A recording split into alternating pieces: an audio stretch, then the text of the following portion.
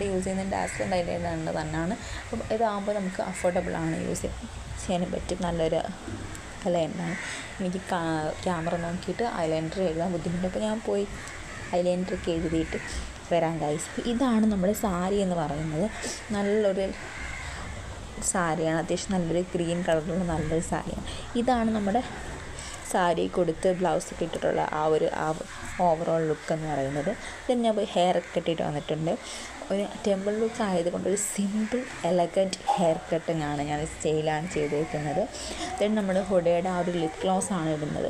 ഞാൻ പറഞ്ഞതുപോലെ ഈ ഒരു ലിപ് ഗ്ലോസ് എന്ന് വെച്ച് കഴിഞ്ഞാൽ നമുക്ക് ലോങ് ലാസ്റ്റിംഗ് അല്ല. നമ്മൾ ഫുഡൊക്കെ കഴിക്കുന്ന സമയത്ത് അത്യാവശ്യം നന്നായിട്ട് പോകുന്നുണ്ട്. പക്ഷേ ഇങ്ങനൊരു പ്ലസ് പോയിൻ്റായിട്ട് നമ്മൾ ഇത് അപ്ലൈ ചെയ്യുന്ന സമയം നമ്മൾ ഫേസിന് ഭയങ്കര ഒരു ബ്രൈറ്റിങ് എഫക്റ്റാണ്, നല്ലൊരു ഷെയ്ഡാണ്.